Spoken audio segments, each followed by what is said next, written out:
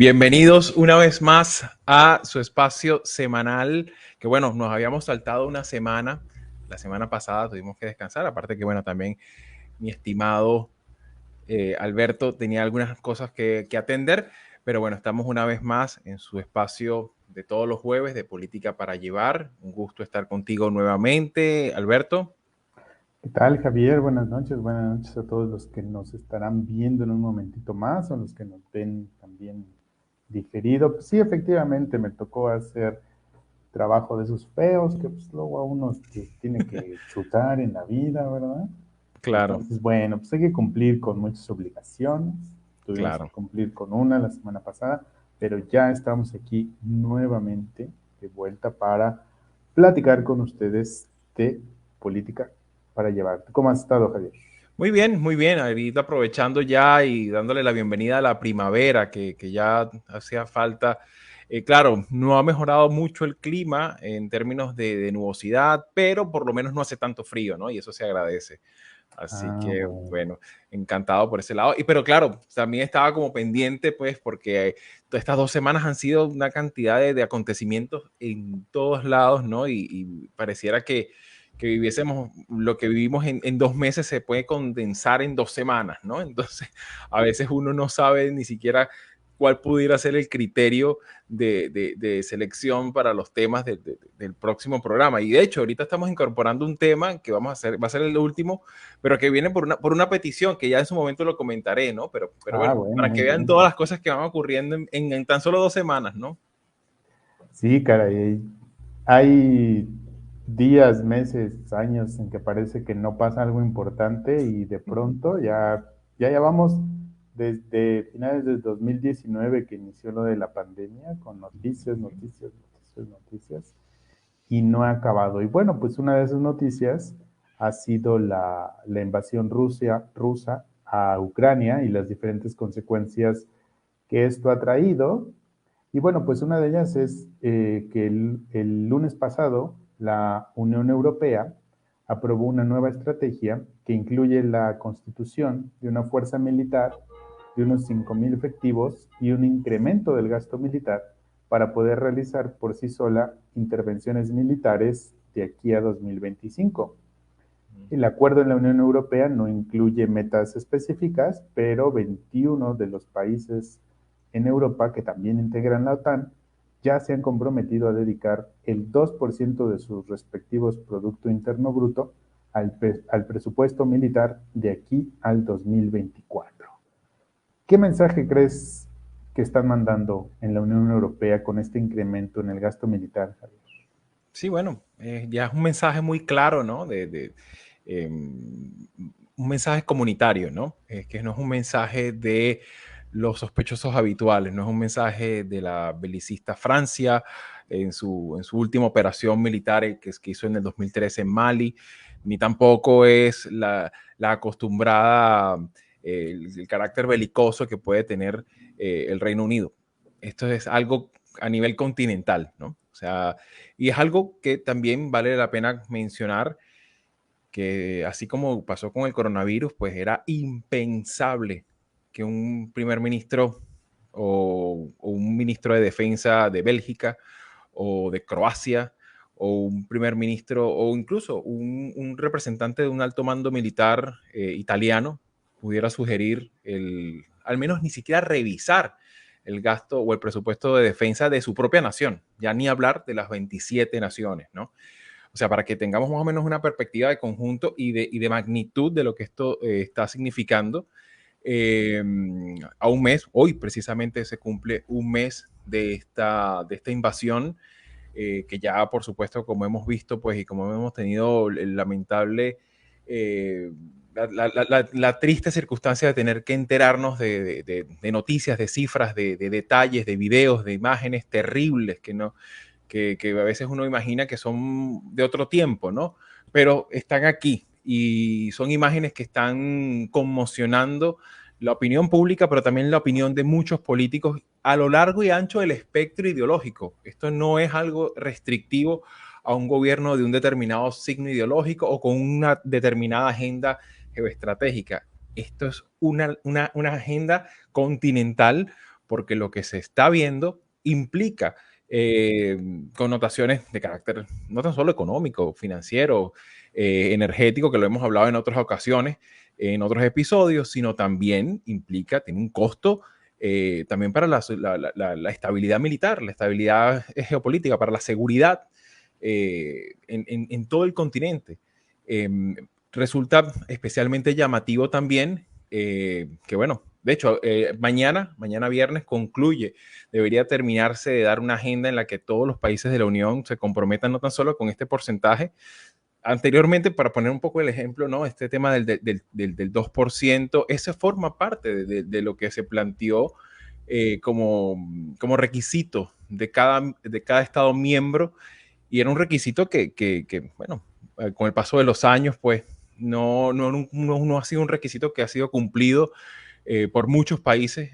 Solamente el caso de, digamos que ha sido una realidad, no tan solo por producto del coronavirus o producto de toda la crisis del 2008 o la crisis de los refugiados de Siria, sino que ha sido un problema que ha sido consuetudinariamente nunca atendido por por buena parte de los países que conforman, sobre todo los aliados europeos.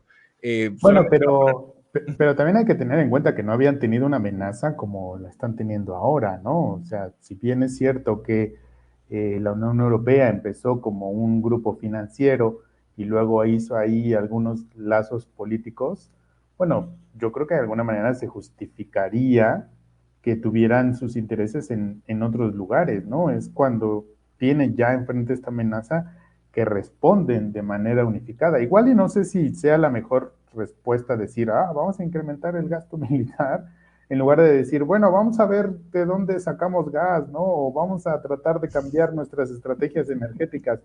Claro. Pero, o sea, hay que tener en cuenta que la amenaza es grande, ¿no? Y Sí, antes de que continúes, mándale sí, un saludo a Sandra, que ya te están aquí grande, saludando Sara ampliamente. Sorosucha, una gran amiga de la Casa de Latinoamérica 21. Un gran abrazo desde aquí hasta Argentina, y una persona además fantástica, una extraordinaria escritora, y quien de verdad les recomiendo a todos quienes quieran conocer la dinámica política y sobre todo la dinámica interna de la vida económica y social y política de Argentina, pues síganla, que sus archivos y su trabajo de archivo y también sus artículos son imperdibles. Aparte que tienen un componente de pedagogía muy fácil de entender para todos, de verdad se lo recomiendo. Pero Saludos, bueno, Sandra. sí, sí, sí. Y bueno, para retomar un poco el tema, sí es verdad, ahí hay que tomar en consideración muchas cosas, ¿no? Lo que dices tú es cierto. La gran amenaza después de la Gran Guerra de los Balcanes en los 90, y sobre todo después de la caída bueno, los ataques terroristas del 11 de septiembre, el enemigo global era el terrorismo internacional.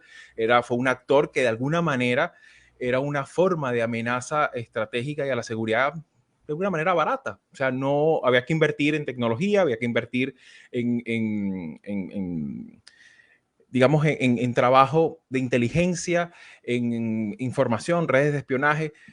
Digamos, no había que invertir en portaaviones, en barcos, en misiles, no había tanta necesidad de invertir sobre todo en personal, porque claro, el tema es que lo que estamos hablando ahorita es que el gasto militar en defensa no es una sola partida que se utiliza para una sola cosa, ¿no? No es nada más para pagar armas, pertrechos, uniformes, sino que también tiene que ver un poco con el gasto y la utilidad que se le desea, el destino, lo que llaman a nivel ya de políticas públicas, el libro blanco, ¿no? ¿Cuál puede ser la hipótesis de amenaza en este concepto, ¿no? En un momento en el que, en una transición de época, pasamos de la guerra contra el terrorismo.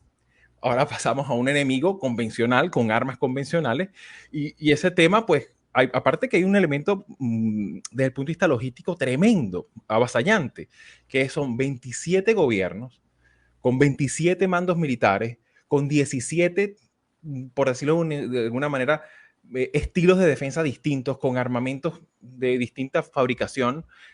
Los franceses tienen una infraestructura instalada de producción militar. Habrá que hacer lo posible para articularla con la producción de barcos de España, con la producción balística que puede desarrollar países como Alemania, con la tecnología que desarrolla en materia aeronáutica y sobre todo la aviación sueca, que no está en la OTAN, pero muy probablemente a finales de año vaya a entrar en la OTAN, sí o sí.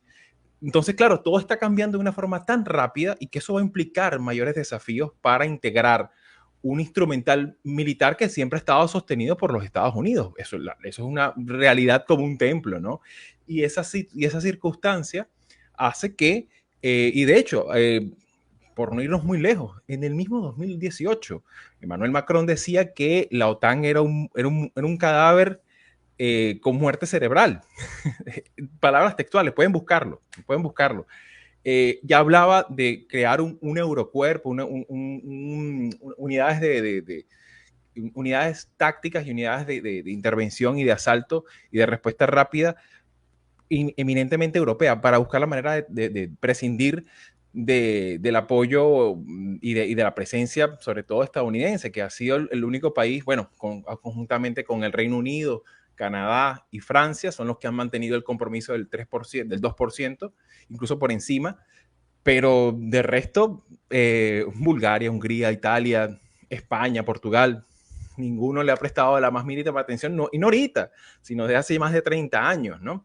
Precisamente en esa circunstancia. Bueno, somos democracia, somos países medianamente, socialmente estables, pues no tenemos tantos problemas desde el punto de vista de defensa militar, ¿no? Del territorio, desde el punto de vista de control del territorio, pues, y claro, esta situación, pues, los ha replanteado y ha puesto muchas barbas en remojo, ¿no? Entonces, claro, hace que esto sea un desafío para la propia comprensión de las relaciones internacionales, porque es que, claro, es que la magnitud de la agresividad, la magnitud de la invasión y los crímenes de guerra que está perpetrando el ejército ruso es que está saltando al menos unos 250 años de derecho internacional y en materia hasta en la propia legislación que regulaba convenciones fundamentales, como es el caso también del no uso abusivo de la amenaza nuclear.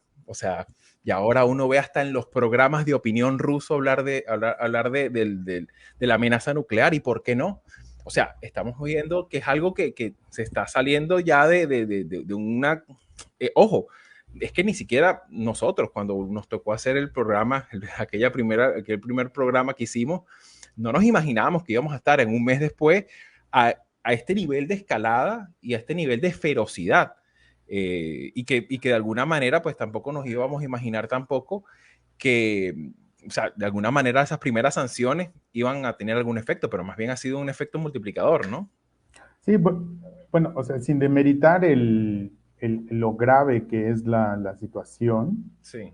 y diciéndolo con todas sus letras, que es una invasión de Rusia a Ucrania, también es verdad, creo yo, que a Rusia ya le ha costado mucho trabajo lograr el objetivo, que es conquistar Ucrania. Y a mí me parece un poco extraño, no sé tú cómo lo veas, qué tan rápido o qué tan lento lo están haciendo, pero yo considero que también es parte de la estrategia, Sí. ¿no? Como de tensar la cuerda, a ver hasta dónde van a intervenir los otros estados, ¿no? Tensar la cuerda, a ver hasta dónde se va a inclinar China o no a su favor. Desafortunadamente, como lo platicamos desde el primer programa, pues son las vidas de personas inocentes las que están en juego. Y efectivamente, ya hablar de amenaza nuclear, ya estamos en un terreno en el cual Putin está tensando ya demasiado la cuerda. En eso estoy de acuerdo contigo, ¿no? La Sí, sí. situación está llegando a un límite de tensión muy, muy amplia. Leía yo el otro día que algunos países ya estaban mandando tropas a la frontera con Ucrania y allí en Polonia y tal. Sí. Entonces, yo por eso te decía hace un momento que vale, o sea, lo del gasto militar está bien, hay que proteger las fronteras, el Estado, ¿verdad? Pero tampoco vemos mucha creatividad, por llamarlo de esa manera, para resolver este problema que no sea a través de el tema militar. Es verdad que están ahí las sanciones económicas, pero no parecen importarle mucho a los rusos. Es verdad que están todas las resoluciones que están tomando en la ONU, las condenas de los países Ujú, internacionales. Algo sabe Vladimir Putin que nosotros no, ujú. o algo Sí, está claro. calculando, porque está alargando mucho un conflicto que pudo haber resuelto antes o por alguna otra vía, y me preocupa a mí que le estén siguiendo un poco el juego con este Ujú. tipo de decisiones. Sí, claro, y evidentemente también hay un componente ahí importante. De hecho, hace poco estaba escuchando a el ex secretario de Defensa y bueno, una figura importantísima en el ámbito militar en los Estados Unidos, como el caso del general Petraeus, que estaba y decía que no dejen de considerar que para el esquema de Putin, desde el inicio, era una victoria rápida, era una victoria, digamos, por la forma, el diseño de la ofensiva de las primeras 2 semanas, daba a entender de que de alguna manera, pues la operación iba a ser de corto aliento, iba a ser una acción más que todo intimidatoria para que el gobierno de Volodymyr Zelensky claudicara, capitulara, entregara, se fuera un poco como terminaron desequilibrándose las cosas en Afganistán el año pasado con Estados Unidos, que fue cuestión de ya cuando apenas se llegó a esa fecha que se dio, pues fue una cuestión como un efecto, digamos, como un efecto dominó, ¿no? Y en pocas horas, pues, la Unión Europea iba a dar sus típicas declaraciones del deeply concerned, ¿no? De que, bueno, estamos profundamente preocupados, algunas unidades de apoyo de Cruz Roja Internacional y poco más, ¿no? Y de alguna manera, pues, dar un reconocimiento en el terreno a estas dos repúblicas y de alguna manera, pues, buscar la forma de crear una nueva institucionalidad política en una nueva Ucrania, ¿no? Sin embargo, no fue el plan, o sea, no fue, digamos, es un poco lo que decía, no sé si en tus clases en alguna ocasión has hecho mención a Karl von Clausewitz, cuando hablaba de la niebla de la guerra, ¿no? Clausewitz, un teórico prusiano importantísimo para entender la guerra como una extensión, como una forma de extensión de la política por otros medios. Una de las cosas que mencionaba era que lo que convierte a la guerra en literalmente un arte, aunque suene pavoroso plantearlo en esos términos, ¿no? No asocia las artes con algo muy lindo, algo muy virtuoso, ¿no? Y en la guerra, en la parte, digamos, que entra eso que él llamaba la niebla, era cuando un plan se pone en práctica. Muchas cosas pueden ocurrir que pueden no haber estado planificadas. Y eso es un poco lo que el general Petraeus planteaba, ¿no? Que hay una niebla allí y que esa niebla puede hacer que plantee un desafío importante en términos estratégicos para el mismo Putin de que no haya un control Z en el tablero, ¿no? No hay una posibilidad punto de retorno, ¿no? Retornar es perder el poder, retornar incluso puede representar hasta la posibilidad de perder el apoyo político que Claro. tiene en la propia Rusia, ¿no? A Sí, pesar Putin de ya, lo hegemónico que es su dictadura, ¿no? Putin sabía que esto era todo o nada. Sí, sí, sí, claro.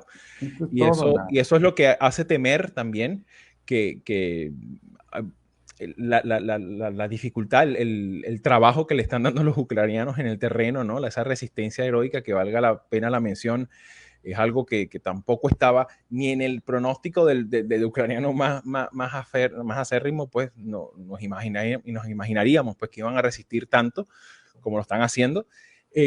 Obviamente es difícil ver cómo puede desarrollarse esto en el mediano plazo, pero sí me gustaría, hay otros dos puntos que quisiera tocar sobre este tema.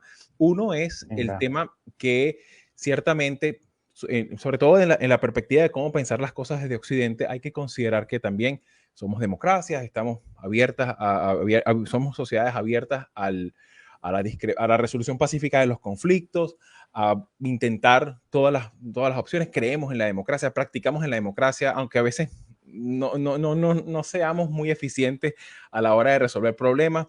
Sé que muchas de nuestras democracias son muy deficitarias a la hora de resolver problemas concretos, ¿no? O incluso problemas no resueltos de hace mucho tiempo, ni hablar de problemas limítrofes, ¿no?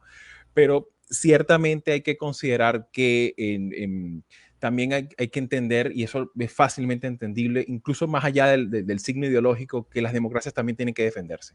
Tienen que tener capacidad de defensa, tienen que tener una mínima capacidad incluso no defender para ofender, sino una defensa precisamente como un elemento disuasorio, que es un poco el planteamiento incluso que hay autores, no tan solo autores realistas, que es una teoría, digamos, un paradigma dominante en las relaciones internacionales, sino también muchos idealistas, por ejemplo, y aquí traigo a colación el caso de Michael Walzer, que se los recomiendo. Esto es una lectura manual para los que les interese el ámbito estratégico y sobre todo las relaciones internacionales. Se llama Guerras Justas e Injustas. Un clásico que ha tenido varias ediciones y era una gran crítica en su momento a las carreras armamentistas de la Segunda Guerra Mundial y de la Guerra Fría. Pero me interesa mucho que él utiliza todos los elementos morales de varias partes del mundo para entender un poco que armar de alguna manera el ejercicio de la defensa también tiene un sentido racional de disuasión. La idea, si tú quieres tener paz, tienes que estar preparado para que el que vaya a ofenderte se lo piense. Claro. Fíjense que no es casual que todas estas salpicaduras que ocurren en esta región tan neurálgica no toca a los países bálticos porque forman parte de la OTAN. A la hora que salpique algo allí, y es el elemento disuasivo que tiene la OTAN. Y eso, llámelo OTAN o llámelo de cualquier otro modo, pero el elemento disuasorio de un conflicto armado es el elemento sociológico fundamental para poder garantizar. Y bueno, es desagradable porque, por supuesto, el ejército y las Fuerzas Armadas son algo costosísimo. Claro, sí. A nivel presupuestario, por supuesto, si uno les ponen a escoger entre una escuela y un hospital y dar un dinero para comprar aviones de combate, pues por supuesto, uno pensaría directamente en una escuela o en un cercado eléctrico, ¿no? En obras públicas de ese tipo, pero los países también las democracias tienen que defenderse y tienen que tener un elemento disuasorio, y creo yo que eso también de alguna manera ha sido un elemento que ha sido muy desatendido, porque claro, aquí tampoco se juegan votos en estas cosas. Un candidato que llega al poder ofreciendo mejores bayonetas, ¿no? Por decirlo de alguna manera, algo un poco antigua, pues, pero obviamente no va a ganar elecciones con eso, ¿no? En cambio, si llega con el tema del cambio climático, de la distribución de la riqueza, todas estas cosas, por supuesto, eso es mucho más atractivo.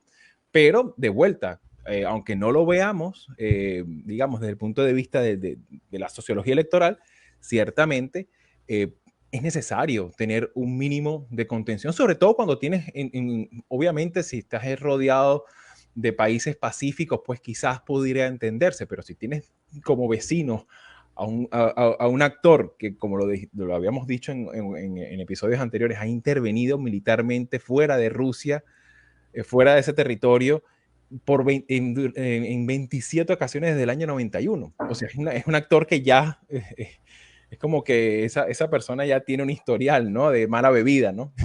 Un mal vecino. Entonces, claro, evidentemente tiene sentido pues que se tomen estas decisiones en un muy mal momento, porque tampoco es que la economía europea está bollante, ¿no? Viene una etapa de reflotado económico muy fuerte, y que incluso muchos países han mostrado no tan solo señales de agotamiento, sino también señales de inflación, que es una medida que arrasa a todas las clases sociales al igual, ¿no? Sí, la inflación es lo que más está afectando a los países, no solamente latinoamericanos, sino en el mundo, ¿no? Así es. ¿Y cuál es Así el es. segundo punto que querías tocar? Sí, bueno, ¿O eran los dos? ¿cómo dices? No, que me dijiste que tenías dos puntos más sobre... Sí, y el otro punto que también, para cerrar un poco este primer tema, este gran tópico, pues que obviamente sigue en desarrollo y sigue desenvolviéndose, es que ciertamente esto, para bien o para mal, esto es una realidad que vino para quedarse. Esta realidad del incremento del presupuesto militar ya es algo que es innegable, y sobre lo cual habrá que, sobre todo, hacer observancia sobre el uso y el manejo eficiente. Hay que considerar, por ejemplo, que olvidé mencionar el caso de que la Unión Europea desde el año 92, 93, si mal no recuerdo, tiene una unidad militar con una importancia minúscula, como es el caso del Eurocuerpo, que es un grupo que conforman cerca de mil soldados, ¿no?